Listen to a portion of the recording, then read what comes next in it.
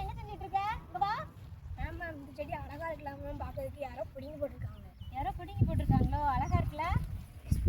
ஆமா மேம், இது நல்லா அழகா இருக்கு மேம். யார் மேம் பிடிங்கி போட்டா? இந்த செடி என்னன்னு தெரியுமா உங்களுக்குலாம்? தெரியாது மேம். தெரியாதா?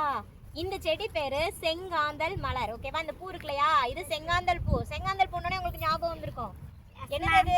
மாநில. நம்மளுடைய மாநில மலர். இந்த மாநில மலர் நல்லா பார்த்துக்கோங்க எல்லாரும். அதோட பூ வந்து எப்படி இருக்கும்? இப்படித்தான் இருக்கும். சரியா? இந்த இருக்கா, இப்படித்தான் இருக்கும். யாரோ மாடு ஏதாவது பறிச்சு போட்டிருக்கும்னு நினைக்கிறேன். இந்த மலர் வந்து பார்க்கறதுக்கு ரொம்ப அழகா இருக்கா? இப்படிதான் பூக்கும். ஓகேவா? அழகா இருக்குல்ல?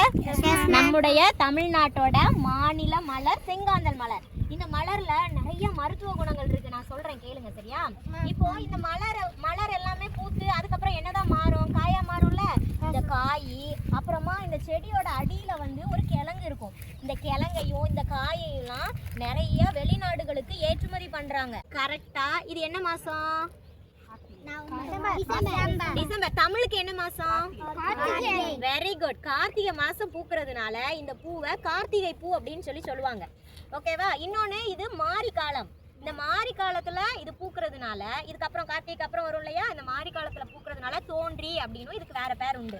செங்காந்தல் பூனும் கூப்பிடுறாங்க. அப்புறமா என்ன பூ சொல்றாங்க? கார்த்திகை பூ சொல்றாங்க. இன்னொன்னு என்ன சொல்றாங்க? தோன்றின்னு சொல்றாங்க. இது போக இந்த பூவை பார்க்கும் போதே கண்ணெல்லாம் ஒரு மாதிரி கூசுமா. அதனால நம்ம ஊரை சுத்தி இருக்கிறவங்க எல்லாம் இதை என்ன சொல்றாங்க அப்படின்னா கண்ணுவலி பூ அப்படின்னு சொல்றாங்க. என்ன சொல்றாங்க? Very good. ஆனா இது நம்முடைய மாநில மலர்.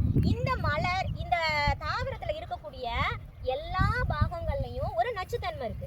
அந்த நச்சுத்தன்மை பேர் என்ன அப்படின்னா கோல்சிசின். என்ன பேரு? அந்த கோல்சிசின்ங்கிற நச்சுத்தன்மையை பயன்படுத்தி புற்றுநோய்க்கு மருந்து கண்டுபிடிக்காங்க. என்ன கண்டுபிடிக்காங்க?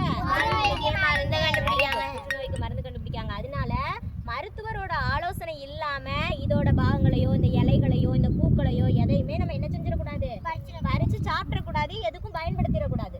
டாக்டர் அட்வைஸ் படி தான் என்ன செய்யணும், இதெல்லாம் நம்ம பயன்படுத்தணும். ஓகேவா?